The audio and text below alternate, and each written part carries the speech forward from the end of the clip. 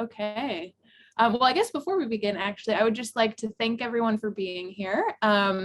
If you are a WARP member, thank you for joining us. And if you are a newcomer to WARP, thank you also for joining us. And I hope that you will visit our website, weavearealpeace.org, and learn more about us. And our next presentation in today's day-long program is our panel of Alice Brown Memorial Scholarship recipients. So I'm going to introduce this panel and we're just going to get started right away. So the Alice Brown Memorial Scholarship is an award for students and young professionals who are invested in WARP's mission. Scholarship recipients are invited to the annual meeting to connect with the WARP community. And this year's recipients will share their research and creative practices here today during our 2022 virtual meeting. Then they will join us for our next in-person conference in 2023. And we are thrilled to welcome this remarkable group to WARP. So longtime WARP member Carol Ventura, who is a member of the Scholarship Selection Committee, is going to introduce each of our scholarship recipients before they share their work with us. So Carol, I will go ahead and turn it over to you. Thank you for hosting today.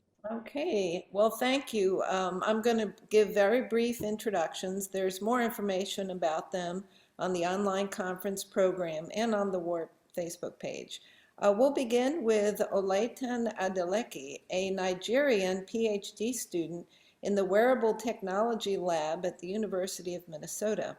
Ola's background in computer science and fashion are helping her develop solar textiles that will be able to charge phones and other items in Africa.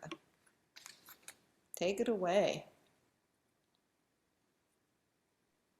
Thank you so much, Carol. Can you hear me clearly?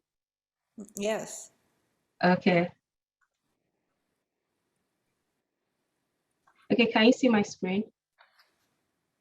Yes. Okay, nice to meet everyone. I'm thrilled to be here. It's such a great opportunity. Okay, my name is Olaitan Adeleke, like you rightly said, all the way from Nigeria. And I studied computer science at the University of Agriculture, Abeokuta, before I came for my master's at Carnegie Mellon University, where I studied information technology. My specialization was in data science, and I was privileged to be a teaching assistant for some different courses before I went for my internship at the Rwanda Revenue Authority as a data scientist. And then my hobbies are singing, photography, design, and I'm presently at the U of M doing my Ph.D. degree in apparel studies. So this is like a word map that summarizes what my interest is all about. These are the previous projects that I've done in the past. A search algorithm to identify the best student to approach in the department, work with some data from the World Bank to estimate or to identify the key factors that affect the education index in sub-Saharan Africa, and work together sometime with a group to develop an IoT system for a data-driven agriculture. And first time I was opportune to interact with weaving was when we developed this prosthetics, this textile-based prosthetics for breast cancer survivors. I wouldn't say much on that because it's still an ongoing publication. So these are some of the designs that I've done that I like to do during my leisure times, and just for myself and also for other people. So my focus on my research right now is I'm interested in combining my formal background in IT or in computer science plus my hobby in textile. So the motivation here was E-Textile is simply the combination of electronics and textile. And the motivation here is that most of the E-Textiles that we have today, because E-Textiles can be in different forms of smart textiles that can probably have as a sensor or an actuator, but most times powering them remain a challenge. And I realized that sunshine or the solar energy is something that is quite abundant in African region, but yet it has been so much unused and its potential has been limited to just a natural phenomenon that happens on a daily basis. So the end goal of this my research, PhD research is to weave a textile that can ultimately charge a cell phone. So electronic solar textile, the focus of my research is simply bringing solar technology closer to humans through the power of textiles. So there are different types of solar cells. I'm very sure we are quite familiar with the traditional ones that we have on our rooftops. Right now, the technology is developing into producing some thin film solar cells that can easily be integrated into textiles. So right now, some of them are sewn into patches of textiles, and we have this new latest technology that is yet to be rolled out into production, but this is minimizing or bringing down in a very smaller scale the solar textile into tiny rows of beads that are woven together in yarns. So the present flexible solar cells that we have today are quite flexible, and they are available for better or broader applications, but the limitations are the lifespan. They have a shorter lifespan, and sometimes they can be less efficient, but it's still an ongoing technology. So these are like some of these different examples of solar fabrics. For this first approach, the solar capability was integrated inside the weave. These are the tiny flexible solar cells, and then it was woven around it. So but unlike this one, the solar technology was implanted, or should I say, was encouraged into the fiber of the yarn. So this requires a more chemical approach in making it a possibility. But for my own research, the ongoing research that I am into right now I just felt to put this there. This is my very first time, my first weave, and I found it interesting, although it took a very long time for me to come to this stage.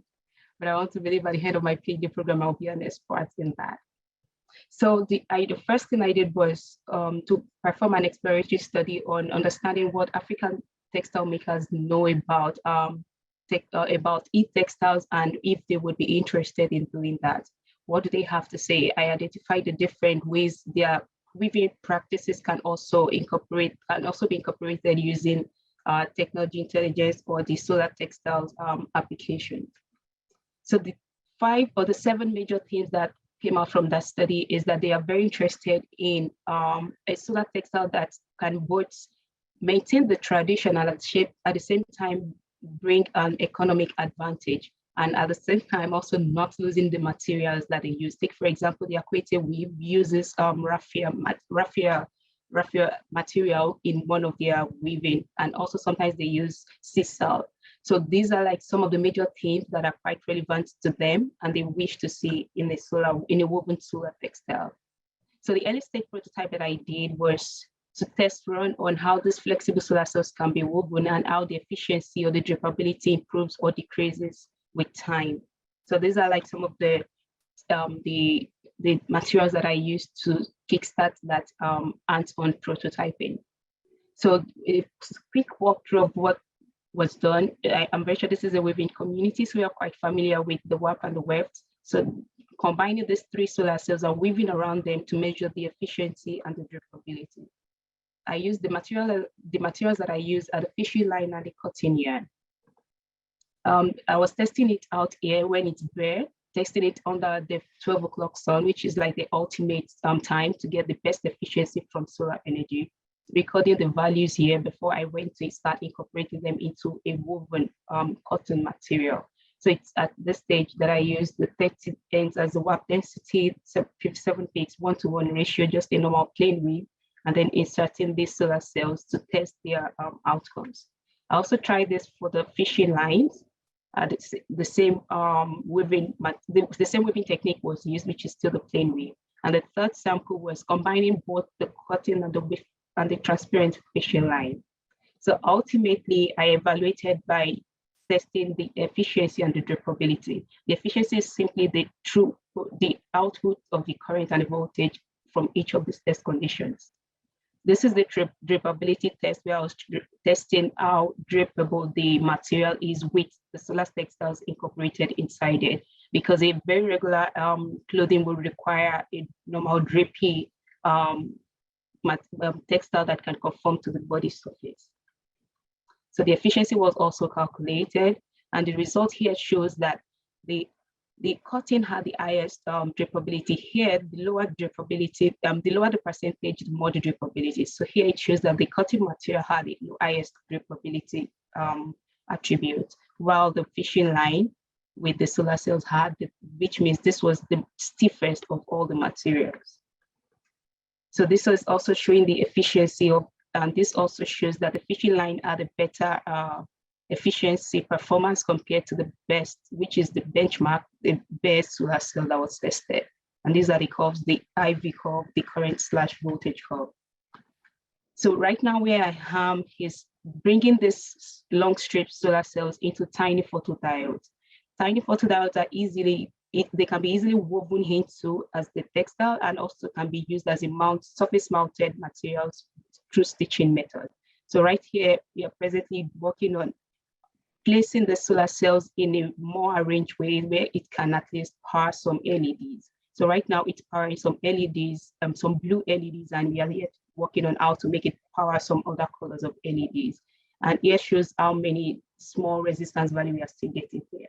So where I'm going next is to weave them eventually at the head of my PhD study. And this is where I'm really looking for more interaction and help and collaboration from the WAP community, because I really need their weaving expertise, and I'm open to major collaborations to make this happen, because eventually I need to weave these tiny solar cells or tiny photodiodes into a full fabric, and also to test how different yarn colors also react. So I also need probably the intelligence of the dye experts, or those people that dye yarns, to see the best one to incorporate. This is my work email and the details. I'm really open to collaborations, and thank you so much for your time. Wow, that was amazing. Now for our next scholarship winner from Assam, India, we have Purana Choudhury. And she grew up in Assam, where her grandmother wove the family's textiles on a floor loom. Prina established House of Nori to help preserve this type of home-based weaving tradition. Brianna?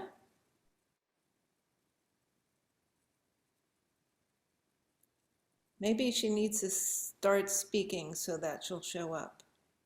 And you might need to unmute yourself, Purana, and I'm going to also be sharing her slide. Yeah, I'm so sorry. Oh, okay. Hi, can you hear me now? Yes. No problem. Yes. Thanks, Carol, and for the wonderful introduction. And Kelsey, you will have to play the slides like we discussed. Yes, I will go ahead and put them up.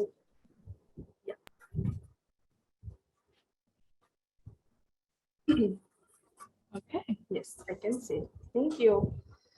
So hello everyone, I'm Prerna. I'm from Assam, a small region in the northeastern part of India.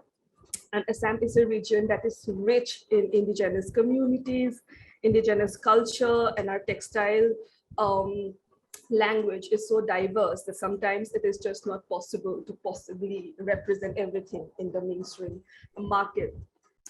I basically come from a background in anthropological studies. I studied literature and culture and never knew that I would one day set foot into textiles. But it so happened that I grew up in a family of artisans. In Assam, women weave as a way of life. Even today, if you go to rural Assam, to any corner, you'll possibly see a woman sitting on the manual loom and weaving pieces of textiles, mostly for herself and her family. And it's very rare to see an everyday common woman go to the market to purchase anything for herself, because everything she needs, even the uniforms that school children need, they're woven on the manual loom. This is the culture that I grew up in, and this is the culture I saw all around me, which basically really inspired me, mostly from my grandmother, who used to weave almost all the time. Like my earliest memories of summer vacation when I would visit her home would be seeing her meditatively sitting on the loom and weaving for hours at a stretch. And growing up, I saw a gap of sorts between the weaving material I saw growing up in the houses of ordinary women in Assam and the kind of textiles that get represented as Assamese textile in the mainstream market or in a pan-Indian scene. So I realized that there is far more diversity than we have probably acknowledged or given a platform to. And I started my little initiative called House of Nuri with a quest to probably represent this diversity vis-a-vis the amazing textile languages we still have harbored in the very remote interior parts of Assam even today. Craft really is a way of life in rural Assam, and weaving is just one of the many expressions of it. My initiative, House of Nuri, takes care of looking after these everyday women who are also financially, economically, and culturally marginalized, and providing them with a small platform to express themselves, their identities, their backgrounds, and the kind of culture they have inherited over generations through the kind of clothes they make for themselves, and helping them arrive at a more contemporary expression of those textiles. At House of Nuri, I am very interested in creating drapes because drapes are also the traditional clothes of India. Like we have the sari, we have sarongs, we have the mekhela sador, which is the traditional drape of Assam. And I see a lot of potential in the drape because I think they come across as a beautiful textile canvas to not only reflect the myriad design histories our communities embody, but also inherent in drapes is a very fluid sort of identity where anybody can wear a piece of cloth irrespective of the body size, irrespective of gender. And this is the quality of drapes that really attracted me. And I realized that I wanted to create only drapes under the initiative of House of Nuri. In the course of my work, I have traveled to several rural parts of Assam, many interior parts of Assam, which are mostly often struggling to kind of come out of really disaster-prone situations. Currently in Assam, we are seeing the most difficult flooding in probably the history of northeastern India. But even within stories of strife, what we see are stories of diversity, stories of immense color, stories of immense productivity, and the kind of biodiversity you see any place, anytime you go to Assam is just incredible. I also like to understand how this very tropical maximalism kind of atmosphere we inhabit finds its way through in the design histories of my region. So I try to go and study textiles from a perspective, from a lens of anthropological interest, of understanding the source of a design history and what really motivates the creation of a certain motive to embody the entire cultural consciousness of a certain community. My initiative has been focused more in this expression of design as ancestral, as something that is inherited over generations, as a basic expression of human identity, of cultural identity, of indigenous identity, more than something which is probably understood through a lens of innovation. I think I am more attracted to the idea of reviving, preserving, and sustaining that which is ancestral, that which is old world. So in our philosophy, in House of Nuri's philosophy of what textile expression is about, I think I also have a lot of motivation in the future to probably go into archiving and documentation of this rich history of natural fibers and materials and motifs and designs that we see expressed through our textiles. I am very focused in working only with natural fibers. My motivation has always been to work with locally available fibers, such as the airy silk, which is also called the peace silk famously. And in the course of my work, I have discovered hamlets where the community people are still very much invested in raising the airy silkworm, in spinning it by hand, and also naturally dyeing it. my effort really is to find more work for these women, for my weavers who continue to preserve a culture, a tradition, a material practice that is fast dying in the face of the power loom or in the face of machine-made yarns. Apart from Assam, I also have tried to reach out to certain communities which continue to preserve textile in the mode of generational weaving. And my quest to understand textiles beyond Assam took me to Rajasthan, which happens to be one of my most one of the most favorite regions in the country because of its sheer diversity once again. And I have been working with this little village in rural Bikaner, where this entire village is involved with working with the Bharat merino wool over generations. They do nothing else. They are not concerned about weaving any other yarn. In fact, they cannot. They have to be taught and they have to put conscious effort into weaving any other form of yarn because they're so naturally trained and used to weaving only the merino wool. And when I met one of the weavers from this community 5-6 years back, he told about the dire condition of the community because a lot of them have started leaving aside their tradition and moving to the cities in search of manual labor because the craft was not bringing them any money. This story really moved me, and even though it kind of broke my mold of working only with Assamese weavers, I started working with them. And I think the way forward for me, as I speak to this wonderful community, is really finding a platform to give to my weavers and take my voice, take my community's voice to a larger platform. And getting help from the esteemed members of this community and like-minded business owners, like-minded designers who would really be interested to help sustain my community's efforts. And you can reach me in the Instagram handle and email ID provided.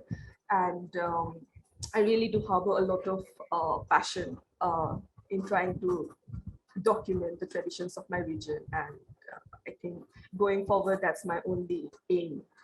Thank you for providing me with this time. Well, thank you for such an inspirational presentation. It really makes my heart happy to see traditions being continued, and especially by insiders like yourself. Congratulations. And I'm sure that you will have a lot of collaborators with WARP. I think we all share your passion. Thank you. Thank you so much. Now, the next scholarship winner we have is Trisha Gupta. She also has an Indian heritage, but she's an Indian American. She's also an activist, an educator, and an art therapist. Her printmaking and surface designs are heavily influenced by social inequality and her Indian heritage. Okay, Trisha? Okay. All right, ready to go. Can you guys hear me? Yes, and we can see you. And can you see my screen? Yes, we can. Okay, perfect. Oh, wait, one second. Okay, so my name is Trisha Gupta, and I'm going to be talking a lot about textiles and mental health. And I am an artist and an advocate. I have a background in art therapy, in occupational therapy, and also as a consumer. I come from an Indian American background, and I deal with issues of PTSD and domestic abuse with a lot of my work as well as in my community. And so this informs a lot of my practice and how I see the world. So right now what I'm working on is a table for everyone. And a table for everyone is a program that is here. It's in Maryland. And essentially it's a place for refugees to engage in narrative-like therapy while creating textile art. So it's utilizing the structure of textile tradition and group dynamics to create a therapeutic group where people can begin to disclose information. So we create garments for community members and focus on themes of belonging, issues of place. And usually these particular activities are done for multiple weeks. Sometimes I've worked with individual people for up to 6 months to a year. often while they're dealing with acute issues. And I've also run groups. So there have been events like A Table for Everyone that's been held at the Sandy Spring Museum, where we run Thanksgiving every year and welcome new immigrants.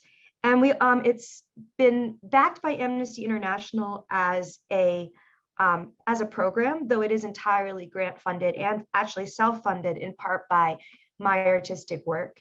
And it's in many ways my way of engaging and continuing to work with the issues that I feel that are important to me, that I've dealt with in my past and in my history. So obviously, please feel free to check out more of it. It's at trishaart.com, and it's A Table for Everyone. And it goes over a lot more of the specific work that I've done with individuals. So this is actually, so I am a heritage Indian textile woodblock artist now, but unlike Prerna, I had a much more disappointing backstory in that my family had a textile tradition that was a part of our community, where my great-grandfather actually was head of a textile village, and there was dyers, and they ate and they worked together, and they had a communal living experience. And I came to that after we had given it up in the 80s because it hadn't been profitable. And I was always an artist. My parents were always very interested in me becoming a physician. And I was looking at, what is the idea of reclaiming artistic identity? And so my background was as a Western woodblock printer. And then I began working for many years to rediscover and reclaim my heritage by working with other Indian artists, and also working with just international artists and learning a lot of information, spending a lot of time reviving recipes and sort of recreating that work. Because for me, that helped to help me understand my place as an artist of an Indian background in an American context, when there is so much pressure to be in different professions because of the way that textile artists haven't been able to always sustain or preserve their identities themselves. So this is just an obvious, I am preaching to the choir. I don't even think this slide needs to be in here, but textile circles have a real inherent sense of group dynamics and real parallels to group therapy. For me, the thing that I really admired is that there's both work and flow. So you have moments where people are focusing on work, which draws them back to grounding. And then there's also self-expression. There's really dictated norms of how people behave with each other. There's a sense of containment, and often, that information and what's happening there is actually private and not, shared with other community members. It's shared with the group. And so when I was working as a therapist, because I had worked, I've worked with many different populations, including off of Rikers Island, with post-incarcerated men and with other groups, and I was really interested in refugees. I was looking at how do we serve this population that's not being currently served, especially women, and how do we deal with disparities in language, which obviously art does. How do we get group buy-in, and how do we do things that appeal to people that they will come to regardless of how they feel about therapy or engagement with the mental health professional, which kind of brings me to my next sort of point. Which is that a lot of what I had been studying was the lack of cross-cultural competency in mental health treatment, about ideas of how, what's considered dependent, what's considered abusive, what's considered normative or not. All these ideas have to be reworked and rethought. And the idea for a lot of patients was that, coming in to see a therapist, identifying as a patient was a very solitary experience. It was very stigmatizing. It was very identifying. And it didn't change the community or perhaps give them camaraderie with other peers. So that way they could say, this is my issue. That is also a community issue. So, so for me, I was thinking about like, how do we bring that? And one of the things that I think is really emblematic of this struggle is that the medical gown is always this highly tailored garment, and like the lab coat. And then the patient gown is always very unspecified and, immodest and just incredibly untailored to the individual. And so I'm actually now working with a bunch of women who are talking about their experiences as mental health patients, who are talking about the idea of how that differs as a woman and how that experience can be more of a power dynamic depending upon who you're working with, and how it can feel more invasive depending upon the professional you're engaged with. So that was something I was trying to really dispel and get around. So I was trying to be like, I just don't want to be seen as a medical professional, just more as an equal co-leader, much more in like the clubhouse model of mental health, which is where people help each other rather than providers as much. So this is also another piece that I created actually that is, it kind of talks a lot about the duality of mental health care. And, you know, on the one hand, it's incredibly expensive and it can be very rewarding. On the other hand, it's not as well known as other forms of science. And so there's definitely more ways in which our treatment for mental health is definitely early, it's more in its infancy than other forms of healthcare. And so a lot of the things that I was talking about with this jacket was just talking about the idea of ranks and embroidery, and also the idea of using obviously the medical symbol and the two snakes as sort of this point where I like made those larger as sort of the trials of what could be by fire. Like there's a lot of issues with people discovering a problem that may be chronic, that they may not have the ability to treat, or that they may not be able to have the resources to treat, or that their family may not help with them. So it's kind of like there's a lot of responsibility. And I think in this environment, I always advocate for all women, regardless of language or balance or barriers, to try to be aware of their medical diagnosis and their condition fully. And that's one of the things that, like, you know, I talk with a lot of the women about, is the idea of how like healthcare works.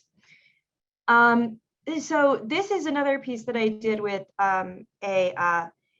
this is not her actual scan because I couldn't show that, it's private information, but this is a similar scan. And interestingly enough, I'm working with people who are often dealing with a lot of depression and ongoing pain, and I'm sort of dealing with them day by day, and I'm sort of trying to help them. So they're meeting with me very frequently, and they're also creating something. So she actually decided to embroider her scan, which seemed like it would be almost too ubiquitous, but she's like, there's never a point in which I forget that, you know, I now have schizophrenia. This was also another Egyptian refugee I worked with who was dealing with a lot of sexual trauma, who was looking for a way to create an object. And so a lot of this is like me teaching them, but I'm also looking for a medium that they can engage with at home and in collaboration, so that way there's follow-up and they can keep talking to me throughout this process. This piece on the left is actually the one that it's mine, and I did it because I created my spine, and it's an example of when I was having limited mobility, I was sewing, and from an occupational therapy perspective, you know, you have to change what you can work on to fit the scale of what you can handle in your hands and in your body. And this is one of the pieces, my first pieces that I did that I later made into a larger piece that was really important. And this last piece is by someone whom I can talk about, Linda Ayers, who's, she suffered from traumatic brain injury and sort of has issues with recognizing herself because of ECT right now, because she has memory loss. And so we created a portrait of her that was below the skin deep, because she says, I feel like everything that's essential about me that exists, you know, without the presence of age. It's under my skin. So finally, last but not least, these were just two things that I made about the pandemic, about the two academics that we had. I was also working in mental health at the time, and I've encountered sort of both, you know, the race epidemic, as well as, you know, racism, and how that affected some of my clients were affected by racism, and many were racist too. And then also just how people handled vaccines and different ideas. So that's pretty much, I'm sort of trying to work on creating, you know, a model of mental health that works on process and looks at how we give art a format to be delivered as a service, like a therapeutic intervention. All right, thank you. Well, you have to excuse my pun, but what a mind-expanding presentation. Every one of the 4 scholarship recipients are so diverse. The fourth one we'll look at or get to meet and see her work is from South America. Elisa Luderol was a fashion designer in Argentina before enrolling in Parsons' MFA textile program in New York. Elisa, along with her sister and mother, established a business to help preserve traditional Argentine textiles. Okay, Elisa. Hi, hello. Thank you, Carol. Thank you, Kelsey, for the opportunity of being here. Thank you, everyone in the community, for making this possible. I'm excited to be here and get to talk to everyone. So I'm going to show you my textile journey. So as Carol said, I'm from Argentina. I'm currently living in New York. And my background is in fashion design. So I studied fashion design in the University of Buenos Aires, which was a really thrilling and creative environment and also taught me about resilience.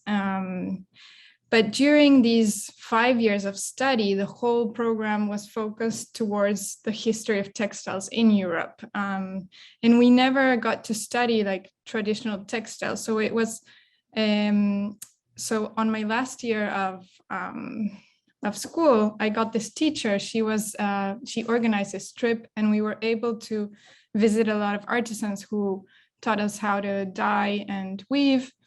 And from then on, I was completely blown by this and the fact that nobody was actually teaching this in design schools in the same country. And from then on, I started on investigating this on my own. After this, I started working in the fashion industry for 4 or 5 years.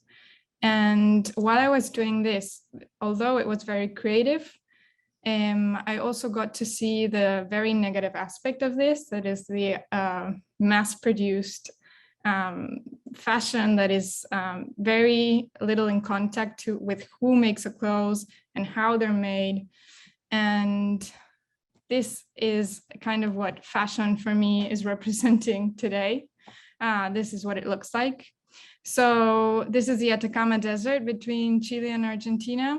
And all this is excess clothes and nobody's really treating or taking care of them as they should in a way. And they're ending up here. So this made me take 2 big paths in my life that I think they have lots of things in common.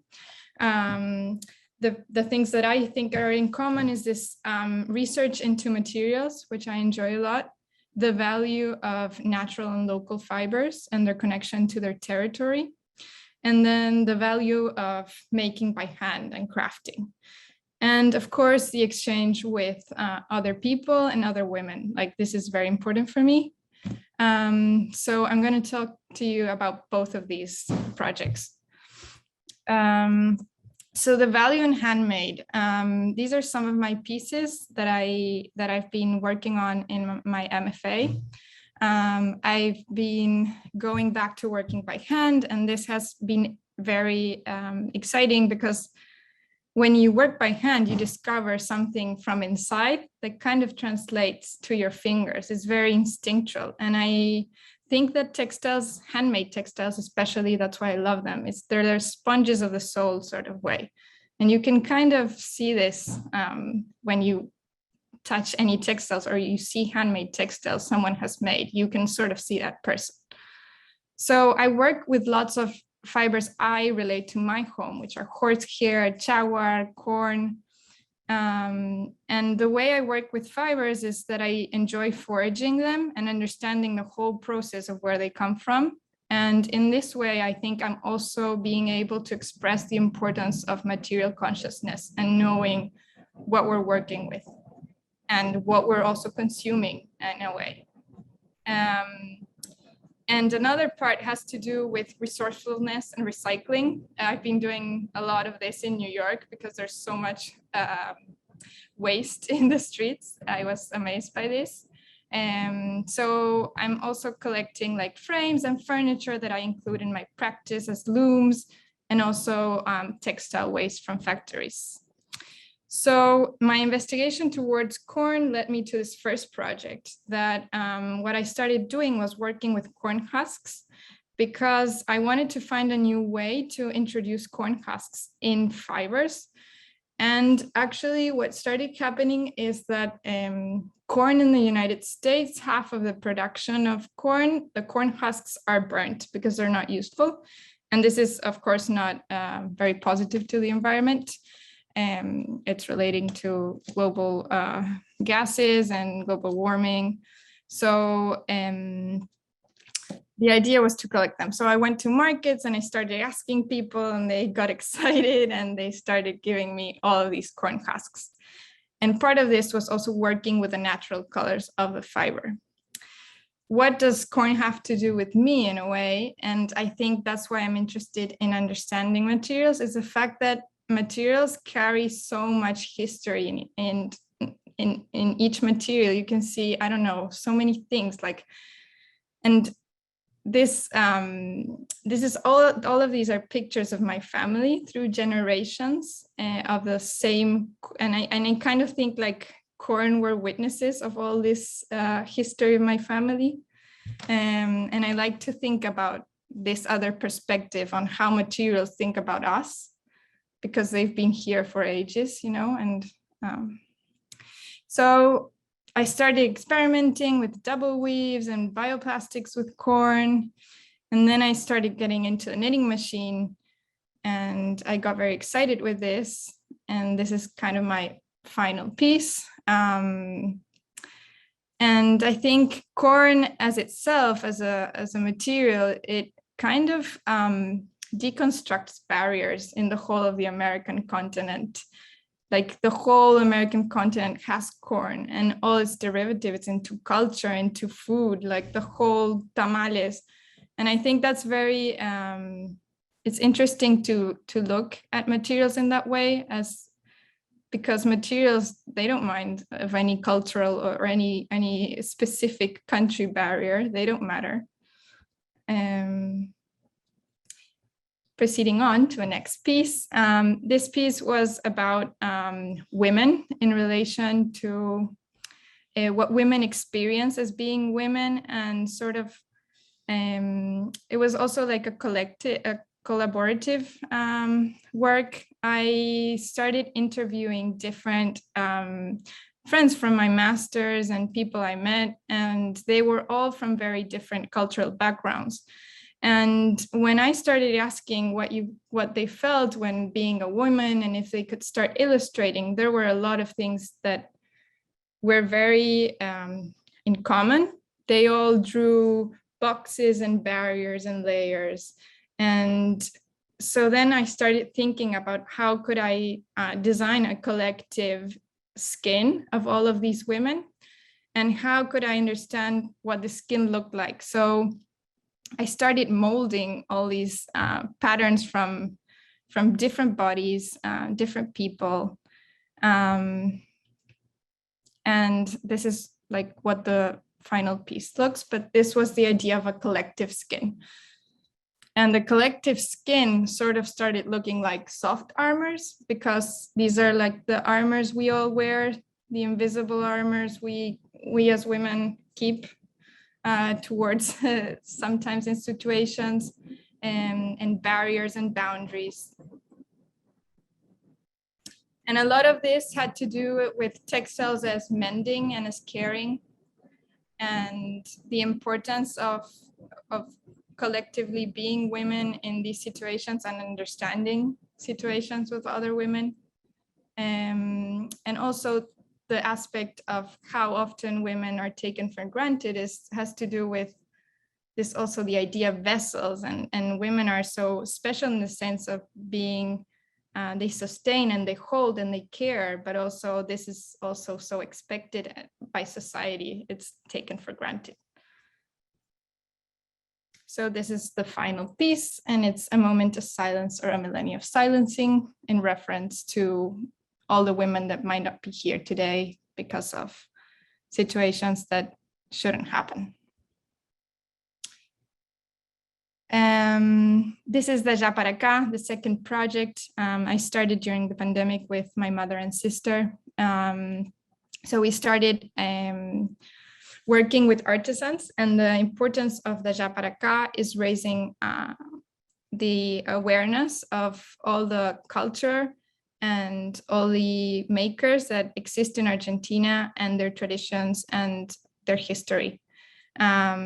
So we work one-on-one with all of the artisans we made, and the importance of the pieces are that they are inspired in Argentina, and they are inspired in the surroundings and also textiles. That's why it's so important. They talk about territory naturally.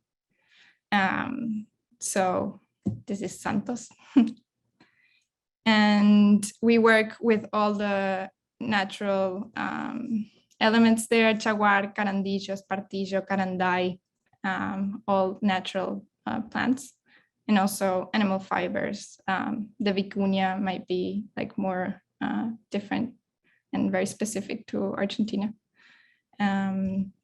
So thank you everyone for listening and also making this possible. I know your time is very valuable. And congratulations to all the other scholarship recipients. Reach out, I'm happy to talk, and this is all my info here. And I also want to get to have your advice and opinion, because it's always very helpful when you're trying to continue on learning and growing.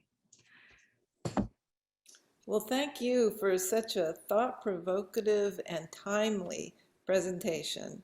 It looks like we still have 15 minutes for questions. Do you want to handle the questions, or Sure. should I?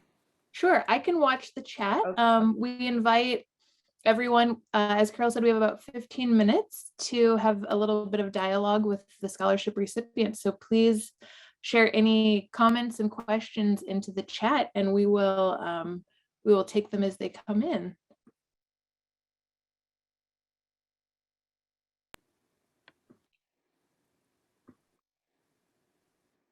I think everyone's just blown away by these presentations. This is the future, and it's so nice to see the integration of the past, the present, the future, and the thoughtfulness of everyone. Yeah, I see one of the comments. Yeah, just blown away. I think we're just all sitting here with our mouth open, like, what just happened? Wow.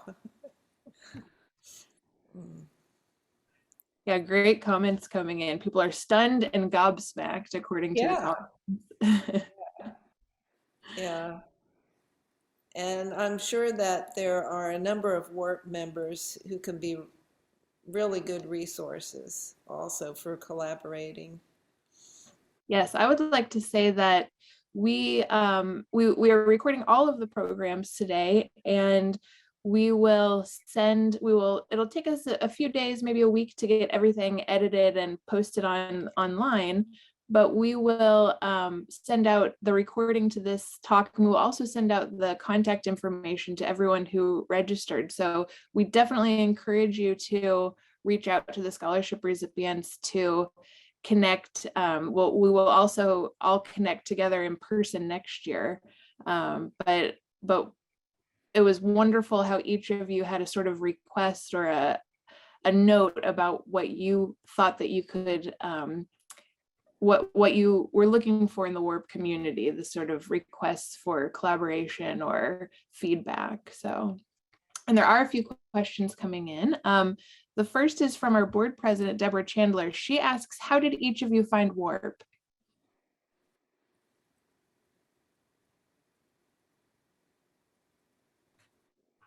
Trisha, why don't you go ahead? On my screen, you're the first in the line. So actually, I found out about WARP, I think a while back through a Google search, or I think it might have been also through the Potomac Fiber Arts League. I met somebody who told me about it, and I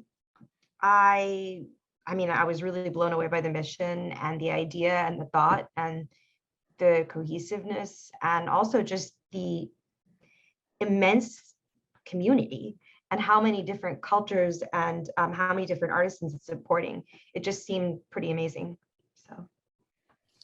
And Trisha, while you are answering, there's also a specific question. I'm just going to read it out to you, to the speaker on fiber and mental health. What do you think the impact of craft, participating in craft, has to do with mental health? That's a really good question. So actually, a lot of occupational therapy for post-traumatic stress was first developed for men returning from war. And it was a lot of it was just craft activities. So craft, there's the part about like you want to have someone doing a physical process where they can also process the memory. But if it gets out of hand and it becomes too traumatizing because you don't want to re-traumatize them, they want to be able to engage back in what they're doing manually and physically to ground themselves. So craft has this like great medium where it's sort of in between. And textiles, of course, are even better. Because when you think about, I mean, there's been so much study about the idea of tactile and soft touch, and about how we need even tactile and soft touch, sometimes even more than just like physical sustenance, like the Harlow Monkey experiments. And so there's been a lot of people been doing a lot of research on how we interact with textile and objects and how that makes us feel for self-regulation. So from like an experiment, like, from a creative therapy's expressionistic medium, like, there's a tightness to textile, and then there's also a freedom and a feeling to textile. So both of those parts can sort of, and a lot of it's with how we deal with the approach to the unconscious is involved in that. And there's this really like good marriage of doing and staying present, and then also getting lost and remembering and going back. And a lot of mine are like, I do a lot of map, and we do like a compass first, because the compass is like your directions and your idea of importance and quadrants of yourself. And then we do a map, and the map is more trauma. It brings up more trauma, but we start with the compass because the compass gives you a more concrete structure of positivity to frame it with, and then to come back to. So it's sort of like when we're having this idea of narrative therapy, where you're talking about your experience, we need to do it in a way that is therapeutic, where we talk a little bit about something, but also come back to new conclusions and ideas about it. And that's sort of where the textile and the role of the facilitator really is important. So. Wonderful answer. Thank you, Trisha. Ola, there's a question for you. So maybe you can answer the first question about how you found out about warp, and then I'll go ahead and read the question from the chat to you after you answer the first question.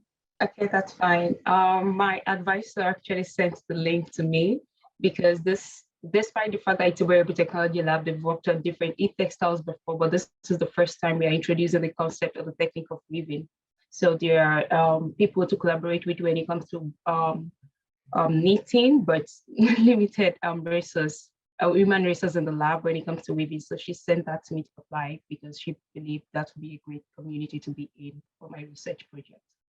Wonderful, a perfect match, and I'm so glad that she encouraged you to apply. Okay, then the question in the chat for you is, do you plan to take your research to a point where you scale to producing a garment that can charge a cell phone, which I think is the goal? Can you talk to that? And I'll finish reading it says, there is such a need for this amongst people who don't have access to electricity. A cell phone can be used as a light source at night, and that alone can transform lives. So I know you can speak to that. Yeah, that's very much in the pipeline, and I haven't stayed or lived for years in about 3 countries and across continent. I realized that most times we don't understand what the needs of our people are outside our own continent.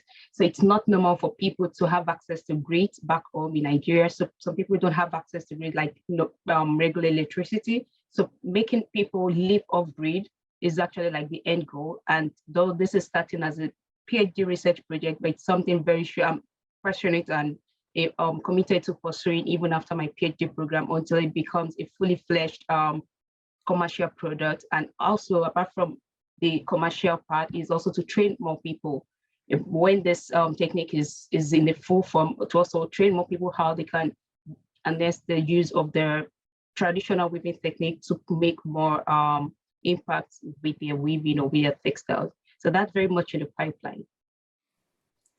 Wonderful. Thank you. Thank you, Ola. Purana, I have a question in the chat that I think I'll direct to you. And so maybe first you can share how you found out about Warp, and then I'll read you the question. I think I came across Warp on Instagram just when I had created my own account, because I wasn't in Instagram for the longest time, and then I started House of Glory, and it was kind of mandatory to be there. And yeah, it was sitting on one of the suggestion box. And then I started exploring it, and of course, visiting the website and finding out that, oh my God, so much is happening in the world of textiles. So yeah, Instagram. Wonderful. I'm so glad you found us there and applied for the scholarship. The question in the chat says, you and others in your generation are the heart of the future of textiles. How do we best interest your generation in developing appreciation of textiles and work made by hand? That's a very interesting and also a very broad question. I think a lot of us in our generation, and also for people across generations who are interested in preserving tradition and conscious fashion in general, are kind of always bothered by the amount of waste that's created with fast fashion, like Elisa rightly showed in the presentation. I think that's one of the major concerns for a lot of us who invest our time and choose to work in a small business preserving craft tradition. I think for people like myself, I can talk for myself, and I come from a very remote region comparatively. I think what we struggle with is that we know we have communities bearing immense skill. What we truly struggle with is exposure. And even in the day of extreme connection on social media via technology, I think there's still a certain gap sometimes that we feel when we want to connect with like-minded people. And I think the best way to go forward in the heart of preserving conscious textiles and trying to make the future about the handmade and making handmade textiles and craft actually the norm and not something that exists as a parallel. I think the best way forward is collaboration. I think there is the scope of actually creating beauty and creating cross-cultural connection and giving a platform and scope for artisans, for indigenous communities, for people who are invested in craft as a way of life to truly express themselves and find meaning and financial growth and stability in the process. Wonderful answer. Thank you so much. Elisa, will you please share with us how you found out about Warp? And then I have a question for you as well. Yes, Kelsey. I found about Warp because our director from the MFA, she shared it with us, Preeti Gopina. And after that, I started researching and I was very interested with what I found. And I think it's always very important to have access to finding these communities, and I'm very excited I did. So glad to be here. Yeah, we're glad to have you. We're glad to have you. My question for you, Elisa, you spoke sort of right at the end of your presentation about the collaboration that you and your mom and your sister work on together with artisans in Argentina. And I was wondering if you could just maybe share a little bit with us about how you develop those collaborations, how you connect with the weavers in Argentina. Yes, of course.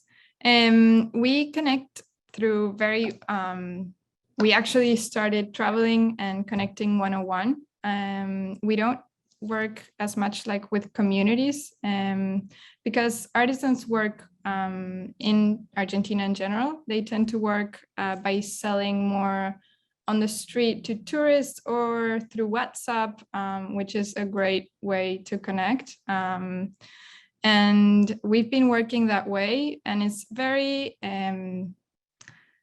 I don't know, I think when you work one-on-one, there isn't such a structure, because the fact that you're working in a small scale, that's kind of what is important to us. So the relationship or the structure is kind of built on a one-on-one way. And I don't know, I think that's the way we've been working. I don't know if that's responding to a question, or I don't know. Yes, absolutely. Absolutely. Thank you so much. We actually are right at the end of our hour with the scholarship recipients, but there's one wonderful comment that I want to read to the group. It's from Sharon Allen. She says, "Hopeless yesterday, hopeful today. Thank you." So I think we've all been very inspired by you, all four of you, and we're so thrilled to welcome you to the WARP community. So thank you for being here on Zoom with us today, and we will be so excited to meet you in person next year at our in-person meeting.